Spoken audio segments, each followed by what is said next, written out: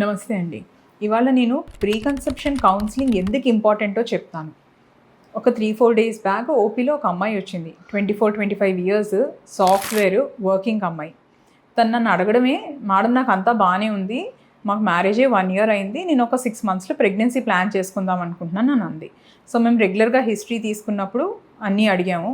Cycle history అంటే తన menstrual history తీసుకున్నప్పుడు తను ఫస్ట్ అంతా నార్మల్గానే ఉందని చెప్పింది. దాని తర్వాత కొంచెం స్ట్రెస్ చేసి అడిగితే అన్న ఎప్పుడైనా పెయిన్ అది ఉందా అని అడిగితే అప్పుడు తను చెప్పింది, మేడం ఒక 3-4 years నుంచి అప్పుడప్పుడు 2-3 నెలలకు ఒకసారి నాకు పీరియడ్స్లో పెయిన్ వస్తుంది. కలీగ్స్ని అడిగితే వాళ్ళు ఒక పెయిన్ కిల్లర్ ట్యాబ్లెట్ చెప్పారు, అది వేసుకుంటే బాగానే ఉంటుంది అని అంది.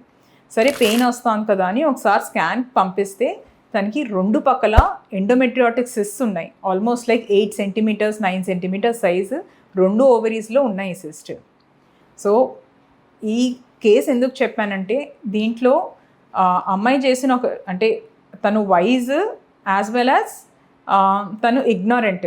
వైజ్ ఏంటంటే అట్లీస్ట్ తను తట్టింది ఒక ప్రీ కన్సెప్షన్ కౌన్సిలింగ్, ఒకసారి నా హెల్త్ చెకప్ చేయించుకుందాం ప్రెగ్నెన్సీకి ముందు అని.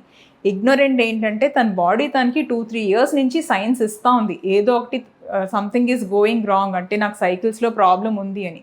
కానీ తను అది గమనించి డాక్టర్ దగ్గరికి వెళ్ళకపోవడం అనేది తను చేసిన తప్పు.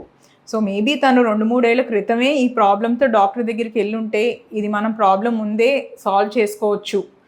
సో నేను నెక్స్ట్ స్లైడ్లో ప్రీ కన్సెప్షన్ కౌన్సిలింగ్ అనేది అసలు మనం ఎప్పుడు తీసుకోవాలి, దాంట్లో డాక్టర్గా మేమేం చెప్తాము, పేషెంట్స్గా మీరేం చెయ్యాలి, అండ్ దీంట్లో మనకు వచ్చే లాభాలు ఏంటో చెప్తాను.